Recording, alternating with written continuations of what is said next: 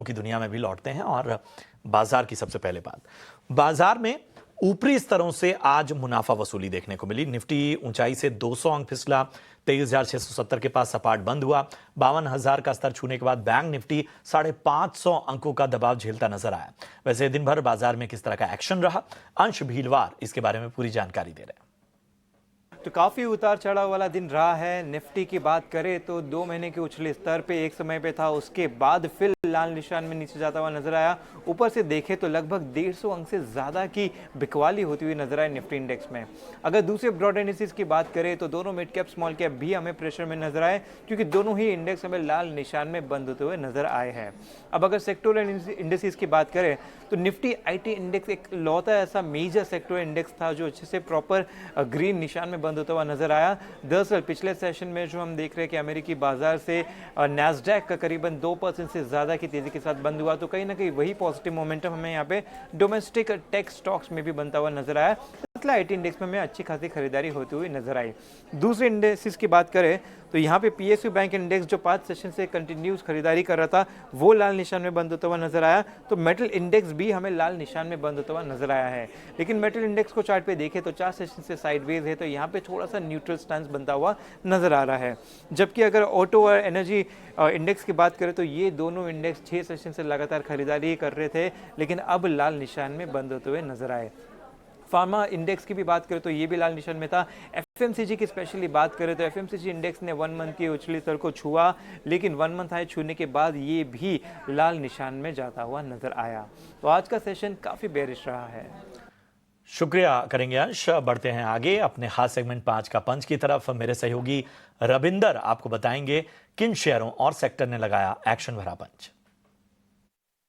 5 के मंच में बात करेंगे 5 ऐसे स्टॉक और सेक्टर्स की जहां पर आज एक्शन देखने को मिला। तो सबसे पहले बात करते हैं कल्पतरु प्रोजेक्ट की, जहां पर कंपनी को जो है वर्क ऑर्डर मिला है 2366 करोड़ का, और कंपनी को ये ऑर्डर जो है transmission distribution building factory segment में मिला है। और इसी के साथ साथ कंपनी का जो FY25 के लिए जो अभी तक का जो ऑर्डर इनटेक है वो 24,850 करोड़ पर आ जाता है। अगला जो स्टॉक फोकस में था HCL टेक्नोलॉजी, जहाँ पर वेस्टर्न यूनियंस और HCL टेक ने जो है एक पार्टनरशिप फॉर्म किया है, जिससे कि दोनों ही कंपनी जो है जो AI led platform operating model को जो है उसका ट्रांजेक्शन करने वाली है। और HCL टेक और वेस्टर्न यूनियन जो है एक इंडिया में नया टेक्नोलॉजी बेस्ड सेंटर सेटअप करने वाली है, तो फास्टर इनोवेशन के लिए। अगला जो स्टॉक फोकस में था गार्डन रिच शिप बिल्डर, जहाँ पर गार्डन रिच शिप बिल्डर ने जो है एक कॉन्ट्रैक्ट साइन किया है जर्मन कंपनी से, जिससे कि वो कंस्ट्रक्शन और डिलीवरी करने वाले हैं 7th and 8th 7,500 DWD multipurpose vessels के लिए। और जो ओवरऑल कॉन्ट्रैक्ट वैल्यू है वो अप्रॉक्सीमेटली $108 मिलियन का है। इसी के साथ साथ आज सीमेंट स्टॉक्स भी फोकस में थे, जहाँ पर यूबीएस ने नोट निकाली है सीमेंट स्टॉक्स पर, और उन्होंने जो है कहा है कि जो टफ फेस है सीमेंट सेक्टर का वो ख़त्म, वो जो है वो एंड पर है। और इसी के साथ साथ जो अर्निंग है वो पीक पर देखने को मिल सकता है FY26 में।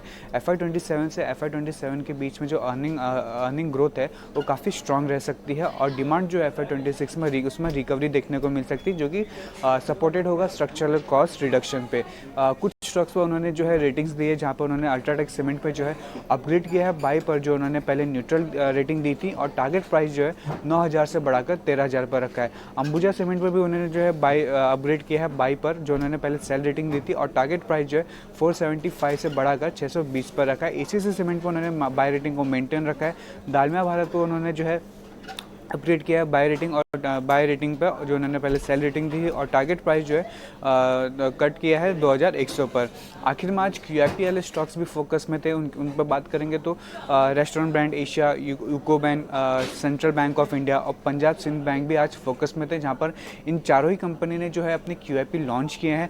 रेस्टोरेंट ब्रांड एशिया की बात करें तो कंपनी ने जो QIP लॉन्च किया है उसका जो फ्लोर प्राइस है 62.32 पर शेयर था, और यूको बैंक का भी जो है उन्होंने भी QIP लॉन्च किया है, और जो फ्लोर प्राइस था यूको बैंक का वो 36.07 पर था। सेंट्रल बैंक ऑफ इंडिया की बात करें तो उनका जो फ्लोर प्राइस था 42.62 पर शेयर था। आखिर में बात करें पंजाब एंड सिंध बैंक के फ्लोर प्राइस की तो 40.38 पर शेयर था। शुक्रिया करेंगे रविंदर आपका इस अहम जानकारी।